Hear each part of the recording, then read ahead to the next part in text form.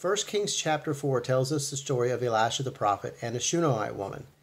Now, I want to clarify for those of you who don't know what a Shunammite is. A Shunammite is not someone who has an obsession with footwear. It just means that she and her husband lived in the land of Shunem.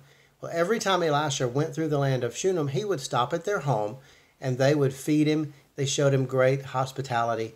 And at some point, the Lord impressed upon them to build a place for him to stay. So they built an apartment, fully furnished, on the back of their home, just so that he would have a place to stay when he came through town.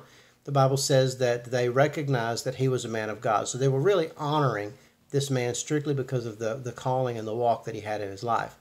One time when Elisha was there at their place, he had his servant to go bring her to him, and she stood in the doorway of his apartment, and he said to her, "You've been very generous to me. Is there anything that I can do for you? You know, I know the king, so if there's something that you need, I can go talk to the king for you." She said, "No, we don't need anything. We just wanted to do this for you." Well, that stirring to do something for her didn't go away, so he asked his servant, "Look, there's got to be something we can do for them." And his servant said, "Well, you know, they don't have any children. They're barren." So Elisha said to the woman, "This time next year when I come through, you're going to be holding a son." And her response was, "You better not be lying to me." Well, when they came through the next year, sure enough, she was holding a baby. Now, there were a couple of things about this story that really stood out to me. Number one, when the Lord laid it on their heart to build this room for him, they just did it. They weren't expecting anything in return. They were just generous to this man of God. Now, I want to be clear.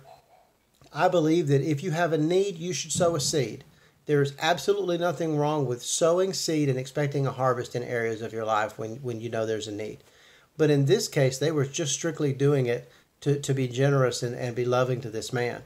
But that didn't change what God wanted to do. See, I believe God put them in a position so that he could meet a desire of her heart that she wasn't even asking for. And that's the next thing that stood out to me in this story.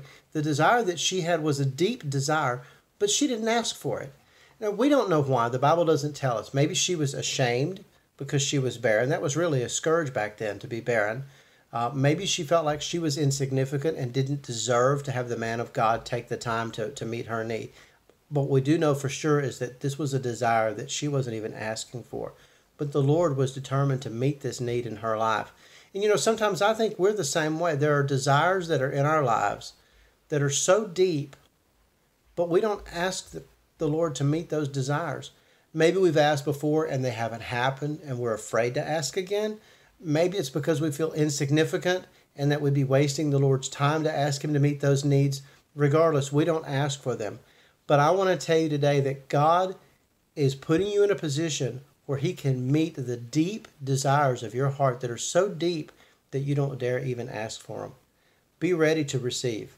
Love you.